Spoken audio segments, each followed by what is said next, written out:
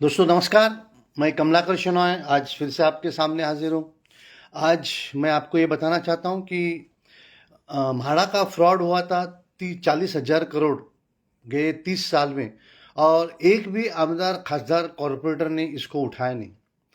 2015-16 में हमने हाईकोर्ट में रिट फाइल किया, हाईकोर्ट में पीआईएल फाइल किया, जहाँ हमारे एडवोकेट थे चैतन्य पेंडसे, और उनको सहाय करने वाली थी एडवोकेट सिद्धि भोसले, जो मेरे अच्छे दोस्त संदेश भोसले की बेटी है। उन्होंने ये कम से कम 8-10 घंटा साथ में बैठ के कई बार हमने ये स्टडी किया और हाईकोर्ट में पीआईएल फाइल किया। हाईकोर्ट ने सितंबर 2019 यानी 6 साल पहले ये डायरेक्शन दी कि सभी म्हाडा के ऑफिसर्स जो इन्वॉल्व हैं उनके ऊपर एफआईआर होना चाहिए। मगर दुर्दैव की बात है कि इस मैटर में हमारे मुख्यमंत्री ने मुझे फेलिसिटेट किया कि हमने ये ओपन किया है, अपने ये एक्सपोज किया है करके। मगर कोर्ट में सुप्रीम कोर्ट में इन्होंने उसके खिलाफ अपील फाइल किया है। आप सोचिए कि 40,000 करोड़ का फ्रॉड जो पुलिस ने खुद करना चाहिए था, हम ओपन करते हैं। हाई कोर्ट हमारे फेवर में आदेश देते हैं, मगर म्हाडा ये 40,000 करोड़ वसूल करने के बदले सुप्रीम कोर्ट में हमारे लाख करोड़ से ज़्यादा पैसा खर्चा करके ये आरोपी को बचाने के लिए सुप्रीम कोर्ट में जा रही है। और उसकी फाइनल हियरिंग जो है वो 17/9/25 यानी कि बुधवार को सुप्रीम कोर्ट में फाइनल हियरिंग को लगी है। At serial number 117 before justice MM Sundaresh and Satish Chandra Sharma ji, ये दो जस्टिसेस के सामने हमारे मैटर लगी हुई है सुप्रीम कोर्ट में 17 सितंबर को। तो इस माध्यम से मैं ये आप सभी को बताना चाहता हूँ कि क्या हमारे इलेक्टेड रिप्रेजेंटेटिव्स ये चोरों को बचाने के लिए है, या जो चोरी उजागर करते हैं उनको संभाल के उनको प्रोत्साहन देने के लिए। एक भी आमदार खासदार कॉरपोरेटर ने ये सवाल नहीं उठाया कि कमलाकर शनॉय का जो 40,000 करोड़ का फ्रॉड है उसमें एक्शन क्यों नहीं हुआ है।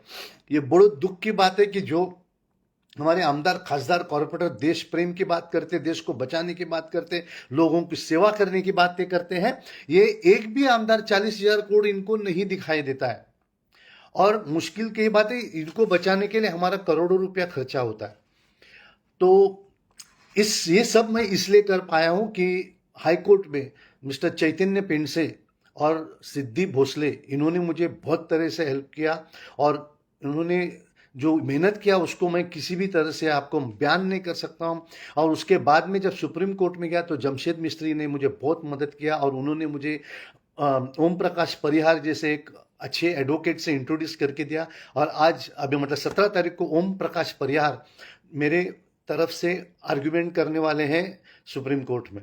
तो मैं ये सभी एडवोकेट्स यानी कि ओम प्रकाश परिहार हो, जमशेद मिस्त्री हो, चैतन्य पेंडसे हो, सिद्धि भोसले हो, इनको मैं सलाम करता हूँ, क्योंकि ये नहीं होते तो ये मैं आज यहाँ तक नहीं पहुँच पाता था। और इसीलिए ये आप सभी को बताना चाहता हूँ कि एक अलर्ट सिटीजन जो ऑनेस्ट है उसकी ताकत देखिए कि नेचर उसके साथ में आता है, और कहीं ना कहीं जो पहचान वाले नहीं है वो आके हेल्प करते हैं। मुझे ना कोई ये चारों एडवोकेट पहचानते थे, मगर मेरे अच्छे कर्मों की वजह से उन्होंने मुझे पहचाना और उन्होंने मुझे हेल्प करने की कोशिश की। मैं यहाँ तक भी नहीं रुकता हूँ। दूसरे 3 लाख करोड़ की कंप्लेंट मेरी EOW में पेंडिंग है। जॉइंट CP निशित मिश्रा ने मुझे आश्वासन दिया था कि वो FIR करेंगे, मगर 30 महीना हो गया, वो अभी धोखाधड़ी कर रहे। और 3 लाख करोड़ का जो काम है उसको अगर FIR रजिस्टर नहीं करते और रिकवरी नहीं करते तो ये हमारा देशद्रोही का काम होता है।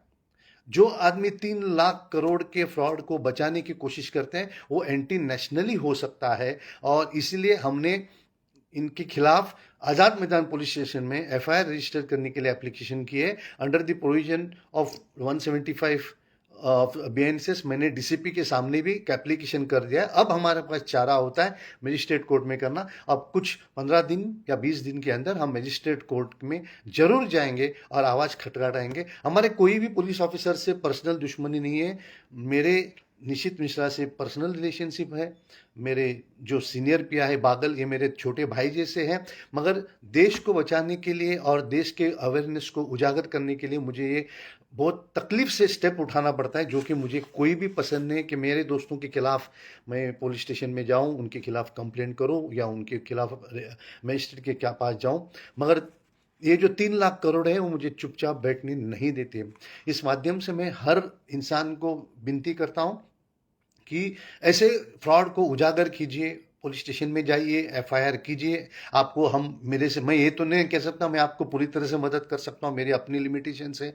मैं सीनियर सिटीजन हूँ, मेरी फिजिकल एबिलिटीज़ में भी काफ़ी अभी वीकनेस आए हुए हैं, मगर ज़रूर हम जितना हो सके हम हर इंसान को मदद करने की कोशिश करेंगे, फॉर्मेट्स देंगे या बेसिक नॉलेज दे देंगे कि आप देशद्रोही के लोगों के खिलाफ जरूर आवाज उठाइए। आज इस देश को अगर सही में थ्रेट है तो पाकिस्तान से और चाइना से तो जरूर है, मगर सबसे ज़्यादा अगर हमको थ्रेट है तो हमारे आईएएस से है, हमारे आईपीएस से है, हमारे आईआरएस से है, हमारे आमदार खासदार कॉरपोरेटर से है, जो अपने डिस्चार्ज ऑफ ड्यूटी नहीं करते हुए जो गद्दारों को, देश को लूटने वाले को बचाने की कोशिश करते हैं, इनके खिलाफ भी आवाज़ उठाना यह हमारा फ़र्ज़ है और हमको प्रोसिक्यूट करना यह हमारा फ़र्ज़ है। मैं ये नहीं कहता हूँ कि सभी धोखेबाज है, क्योंकि काफ़ी आईएएस, आईपीएस, आईआरएस, आमदार खासदार कॉरपोरेटर मुझे पूरी तरह से पीछे से मदद करते हैं, क्योंकि सिस्टम के खिलाफ सामने आने की उनकी हिम्मत नहीं हो रही है। मगर मुझे मदद करने वाले भी आईएएस, आईपीएस, आईआरएस, आमदार खासदार कॉरपोरेटर है। तो मगर जो ज़्यादातर उच्चक के लोग हैं उनको अवेयरनेस करना कि भाई आप ऐसा करोगे तो आपके खिलाफ हम कोर्ट में जाएंगे, ये बताना जरूरी है। और सबसे मजबूत इस देश में है तो अलर्ट सिटीजन है। अगर अलर्ट सिटीजन साथ में आएंगे तो हम जरूर ये जो गद्दार लोग हैं इनके खिलाफ मुहिम छेड़ेंगे और उनको देशद्रोही काम करने से बचाएंगे और देश को फेवर में काम करने के लिए और जो देश की संपत्ति को लूटने की कोशिश कर रहे हैं उनके खिलाफ आवाज उठाने के लिए हम मदद करेंगे। हम हर ऑनेस्ट आईएएस, आईपीएस, आईआरएस, आमदार खासदार कॉरपोरेटर को मदद करने के लिए तैयार है। हम पूरे दिलो जान से मदद करेंगे। लोगों प्लीज जागरूक हो जाओ। अगर इस देश को बचाना है तो आप किसी पॉलिटिकल पार्टी पे मत विश्वास कीजिए। सब अपने पेट भरने के लिए, अपने लिए आए हुए हैं, ये आपको सेवा करने के लिए नहीं आए हुए। हमारी ताकत है कि हम अपने ये सेवक, हमारे आमदार खासदार कॉरपोरेटर, आईएएस, आईपीएस, आईआर, ये हमारे सेवक है, हम मालिक है। और हम मालिक अगर कमजोर रहेंगे तो ये सेवक हमको लूट के खाएंगे। हम इसके आगे हमारे सेवकों को जागरूक रखते हैं कि हम आपको लूटने की मौका नहीं देंगे, हम आपके खिलाफ जरूर कार्रवाई करेंगे। और पूरी भारतवास के सब को मैं विनती करता हूं कि जागरूक हो जाओ। ये मेरा काम है, ये रास्ता मेरा है, ये फुटपाथ मेरा है, ये देश मेरा है। ये हिसाब से काम कीजिए तो ही ये देश को बचा सकते हैं, नहीं तो ये देश बर्बादी की जाना तरफ तय है। मगर हम और ये 5 साल में पूरी तरह से अवेयरनेस और मुहिम छेड़ेंगे कि हर इंसान को हमारे देश के खिलाफ प्रेम जागरूक हो और वो गलत आदमी के खिलाफ आवाज उठाए। जय हिंद। हम जरूर जीतेंगे और इस भारत माता को बचाएंगे। जय हिंद।